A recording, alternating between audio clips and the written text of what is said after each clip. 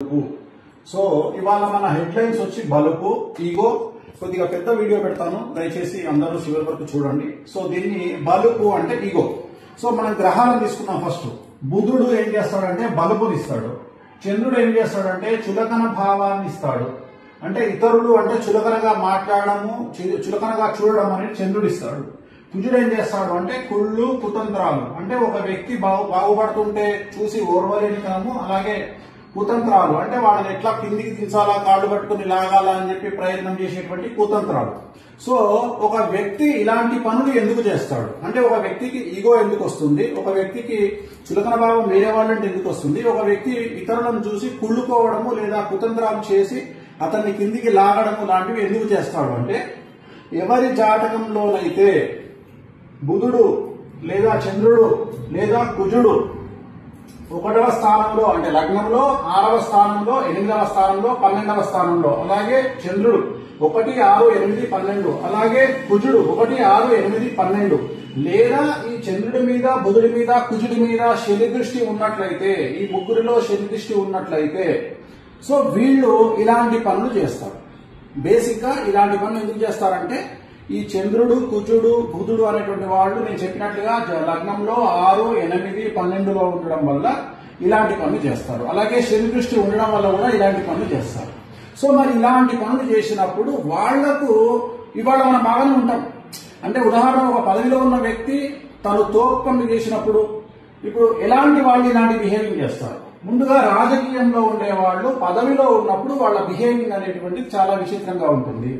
అలాగే డబ్బు, హోదా ఉన్న వాళ్ళు చాలా విచిత్రంగా బిహేవ్ చేస్తారు. ఉదాహరణ డబ్బు అనేటువంటిది రాజభోగం కిందికి వస్తుంది. రాజభోగం అంటే విపరీతమైన లగ్జరీస్, కార్లు, బిల్డింగులు, వ్యాపారాలు, ఇతరత్రా చాలా ఉన్న వాళ్లను డబ్బు ఉన్న వాళ్లను అంటారు. అలాగే హోదా ఉన్న వాళ్ళు దీంట్లో బ్యూరోక్రాట్లు, ఐపీఎస్లు, ఐఏఎస్లు, ఎంఆర్ఓలు, ఆర్డీఓలు, జాయింట్ కలెక్టర్లు లేదా ఇన్కమ్ ట్యాక్స్, సిబిఐ అలాంటి వాటిల్లో పనిచేసే వాళ్ళు వీళ్ళందరూ కూడా దీని కిందకి వస్తారు. అంటే హోదా అంటారు దాన్ని. సో వీళ్ళు అలాగే సక్సెస్ ఉన్నటువంటి సెలబ్రిటీలు, అంటే సక్సెస్ ఉన్నటువంటి సెలబ్రిటీలు, సక్సెస్ ఉన్నా లేకపోయినా సెలబ్రిటీయే, కానీ సక్సెస్ ఉన్నప్పుడు విర్రవీగేటువంటి సెలబ్రిటీలు. అలాగే ఇప్పుడు ప్రజెంట్ తీసుకుంటే ఇన్స్టాగ్రామ్ లో, ఫేస్బుక్ లో, యూట్యూబ్ లో మమ్మల్ని జనాలు గుర్తిస్తున్నారు, మాతో సెల్ఫీ దిగుతున్నారు అని బిహేవ్ చేసేటువంటి సెలబ్రిటీలు. అలాగే పనిచేసే ప్రదేశము లేదా యజమాని లేదా సంస్థల వల్ల, అంటే ఒక ప్రదేశంలో పనిచేస్తున్నప్పుడు లేదా ఒక మినిస్టర్ దగ్గర పనిచేస్తున్నప్పుడు లేదా ఒక తోపు సెలబ్రిటీ దగ్గర పనిచేస్తున్నప్పుడు లేదా ఒక పెద్ద సంస్థలో, గుర్తింపు పొందే సంస్థలో పనిచేస్తున్నప్పుడు ఆ ఉద్యోగం చేయడం వల్ల వాళ్ళు ప్రదర్శించేటువంటిది ఇప్పుడు నేను పైన ప్రదర్శించే బలుపు గాని, చులకన భావం గాని, కుళ్ళు, కుతంత్రాలు గాని అంటే ఎవరిని చూసుకొని అంటే వాళ్ళ యజమానిని చూసుకొని. సో దానివల్ల అలాగే ఇప్పుడు ఈ బిహేవింగ్ చేస్తారు, బాగానే ఉంది. కానీ బిహేవింగ్ తర్వాత ఏం జరుగుతుంది దాని గురించి మనం మాట్లాడుకుందాం. సో ఫస్ట్ రాజకీయ నాయకులంగా తీసుకున్నట్లయితే పదవి కోల్పోవడం. ఎప్పుడైతే పదవి కోల్పోయినాడో ఇమ్మీడియట్ గా శత్రువుల విజృంభణ. అంటే వీళ్ళ పదవి పోతే రాజకీయంగా ఏం జరుగుతుంది, వీళ్ళ శత్రువులు అభివృద్ధిలోకి వస్తారు. అంటే వీళ్ళ శత్రువులు పదవిలోకి వస్తారు. అప్పుడు ఏం చేస్తాడు, ఈయన మీద దాడి చేయడం స్టార్ట్ చేస్తాడు. అలాగే డబ్బు, హోదా. ఇప్పుడు ఉదాహరణ ఒక మంచి అడ్మినిస్ట్రేషన్ లో ఉన్నటువంటి ఒక ఐపీఎస్, ఐఏఎస్ ఎవరో ఒకళ్ళు తాను ఉన్నప్పుడు నిర్వహించేటువంటి పనులు ఆ యొక్క ఈ గ్రహాల ప్రభావం చేత తను బిహేవింగ్ చేసిన దానికి తను వేరే గవర్నమెంట్ వచ్చినప్పుడు, తన శత్రువులు అధికారంలోకి వచ్చినప్పుడు వీళ్లను జైలుకు పంపించాలి అనే ప్రయత్నం జరుగుతుంది. ఇది రాజకీయ నాయకులకు ఉంటుంది, బ్యూరోక్రాట్స్ కు ఉంటుంది. ప్రజెంట్ మనం ట్రెండ్ చూస్తా ఉన్నాం. ఇప్పుడు భారతదేశంలో ఈ ట్రెండ్ చాలా ఎక్కువగా ఉంది. సో ఎవరైతే రాజకీయ నాయకులు ఉంటారో లేదా మంచి పదవిలో ఉండేటువంటి రాజయోగంలో ఉంటారో, అంటే ఐఏఎస్ కానీ, ఐపీఎస్ కానీ, ఇతరత్ర సెక్రటరీస్ కానీ, ఓఎస్డీ కానీ, ప్రిన్సిపల్ సెక్రటరీ కానీ, వాళ్ళందరూ వేరే వాళ్ళు రూలింగ్ లోకి వచ్చినప్పుడు జైలుకు పోయేటువంటి అవకాశాలు ఉంటాయి. సో నెక్స్ట్ హోదా. హోదా అంటే మనం ఆ పొజిషన్ అనుకున్నాం. అలాగే డబ్బు, బాగా డబ్బుండి బాగా మంచి విపరీతమైన ప్రాపర్టీస్ కొనుక్కొని లేదా విపరీతంగా డబ్బు సంపాదించి విపరీతమైనటువంటి లాభాల్లో వ్యాపారాలు చేసి డబ్బులు సంపాదించి ఆ డబ్బు వల్ల ఈ 3 గ్రహాల వల్ల బలుపును ప్రదర్శించే వాళ్ళు ఉంటారు. వాళ్ళ జాతకంలో సడన్ గా వాళ్ళు సంపాదించిన ప్రాపర్టీస్ కోల్పోవడము, లేదా ఇన్కమ్ ట్యాక్స్ రైట్స్ జరిగి, లేదా సిబిఐ రైడ్లు జరిగి, లేదా ఈడీ రైడ్లు జరిగి ప్రాపర్టీస్ సీజ్ అవ్వడము, బ్యాంకులు సీజ్ అవ్వడము, అకౌంట్లు సీజ్ అవ్వడము, అలాగే సడన్ గా ఫ్యామిలీ అంతా వెళ్తుంటే యాక్సిడెంట్ లో చనిపోవడము, లేదా సడన్ గా ఫ్యామిలీలో ఆర్థిక పరమైనటువంటి కొట్లాటలు జరిగి తోబుట్టువులు, బంధువులు ఇలాంటి వాళ్ళు కేసులు వేసి న్యాయపరమైనటువంటి వ్యవహారాలు ఎదుర్కోవడము, అలాగే మంచిగా నడిచేటువంటి వ్యాపారం సడన్ గా, అంటే ఉదాహరణ సంవత్సరానికి 100 కోట్ల టర్న్ ఓవర్ అయ్యేటువంటి వ్యాపారం సడన్ గా డబల్ డిజిట్ కు పడిపోవడం, అంటే బిలో 100 కోట్లకు పడిపోవడము, ఇలాంటి సమస్యలన్నీ ఎదురవుతాయి. నెక్స్ట్ తీసుకుంటే మనకు సక్సెస్. సో ఈ సక్సెస్ ఏంటి అంటే ఈ సెలబ్రిటీ స్టేటస్. ఈ సినిమా హిట్ ఉన్నప్పుడు ఒకలాగా బిహేవ్ చేస్తారు, సినిమా హిట్లు అయిపోయిన తర్వాత ఒకలాగా బిహేవ్ చేస్తారు. సినిమా హిట్లు అయిపోయినప్పుడు రెచ్చిపోతారు, సినిమా హిట్లు లేనప్పుడేమో డిప్రెషన్ లోకి వెళ్ళిపోతారు, రూమ్ లో నుండి బయటికి రారు. అలాగే నెక్స్ట్ సెలబ్రిటీ, ఇన్స్టాగ్రామ్ కానీ, యూట్యూబ్ కానీ, ఫేస్బుక్ కానీ, వీళ్ళకి ఏంటంటే సెల్ఫీలు ఇస్తే చాలు, సో రచ్చరచ్చ.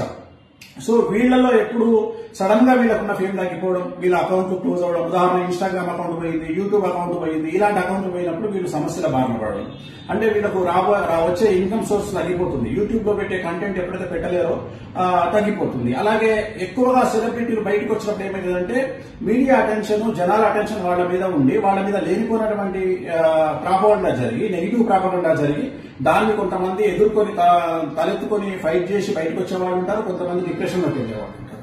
సో దానివల్ల డిప్రెషన్ లోకి వెళ్ళడము.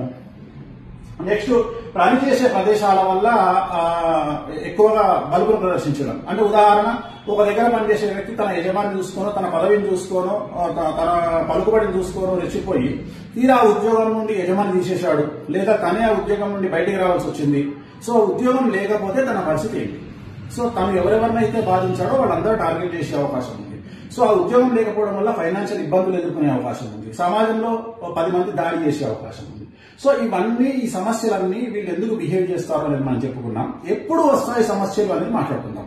సో మన జాతకం బాగున్నప్పుడు మనం బిహేవ్ చేస్తాం. ఉదాహరణ గురు మహర్దశ, శుక్ర మహర్దశ, రవి మహర్దశ, చంద్ర మహర్దశ, సో ఇవన్నిట్లలో యోగించినప్పుడు, కొన్నిసార్లు శని మహాదశ, ఇవన్నీ యోగించినప్పుడు మనము రెచ్చిపోతాం. అంటే ఉదాహరణ మనకు నెలకు 5 లక్షలు వస్తుంది కదా అని చెప్పేసి మనం ఏం చేస్తాము, 5 లక్షలకు సంబంధించిన ఇన్స్టాల్మెంట్లు అన్ని పెట్టుకుంటాం, కమిట్మెంట్లు. సడన్ గా మన ఉద్యోగం పోయింది.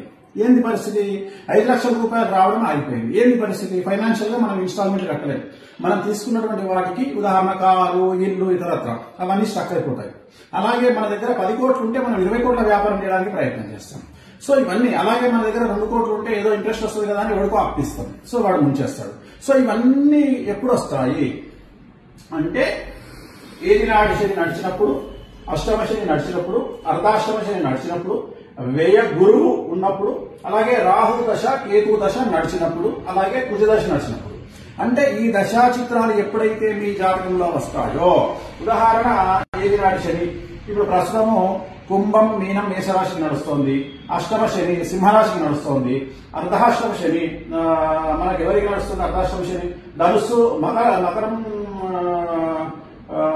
వృచ్చికం, ధనుస్సు, మకరం, కుంభం. అంటే ఇప్పుడు ప్రజెంట్ ధనుస్సు రాశికి నడుస్తుంది. సో ధనుస్సు రాశి. అలాగే వ్యయ గురువు అంటే ప్రజెంట్ ఇప్పుడు ఎవరికి? కర్కాటక రాశికి ఉన్నాడు. రేపు వచ్చే నెల అక్టోబర్ 17వ తేదీ సింహరాశిలోకి వెళ్తున్నాడు. సింహరాశికి వ్యయ గురువు అవుతున్నాడు. సో రాహు దశ ఎవరికి నడుస్తుంది? కేతు దశ ఎవరికి నడుస్తుంది? కుజ దశ ఎవరికి నడుస్తుంది? సో ఈ దశా చిత్రాలు వచ్చినప్పుడు వీళ్ళు కొంతమంది పదవిని కోల్పోవడం, కొంతమంది ప్రాణగండాలు ఎదుర్కోవడం, అంటే ఆరోగ్యపరమైన ఇబ్బందులు ఎదుర్కోవడం, కొంతమంది న్యాయపరమైన చిక్కులు ఎదుర్కొని జైలుకు పోవడం, కొంతమంది income tax, GST, sales tax, commercial tax, లేదా ఈడీ, సిబిఐ లాంటి కేసులు ఎదుర్కోవడం, లేదా కొంతమంది మంచి పొజిషన్ లో ఉన్నటువంటి, అంటే ఉదాహరణ ఇప్పుడు పోలీసులు తీసుకుంటే లా అండ్ ఆర్డర్ లో ఉన్న పోలీసు లూప్ లైన్ లోకి వెళ్ళడం, లైక్ ట్రాఫిక్, లేకపోతే ఇంకెక్కడో పని లేనటువంటి ప్రదేశానికి, అంటే పరపతి లేనటువంటి ప్రదేశానికి ట్రాన్స్ఫర్ అవ్వడము. అలాగే ఐఏఎస్లు, బ్యూరోక్రాట్లు, పెద్ద లెవెల్లో ఉండే ఐఏఎస్లు, ప్రిన్సిపల్ సెక్రటరీస్, నామమాత్రమైనటువంటి పోస్టులకు వెళ్లడము. సో ఇవన్నీ కూడా ఎదుర్కొనేటువంటి అవకాశాలు ఉంటాయి. కాబట్టి ఎప్పుడే గాని మన పరిస్థితి బాగుంది కదా అని మనం ఎప్పుడు కళ్ళు నెత్తికెక్కినట్టుగా బిహేవ్ చేయవద్దు. సో సాధ్యమైనంత వరకు చాలా జాగ్రత్తగా ఉండాలి.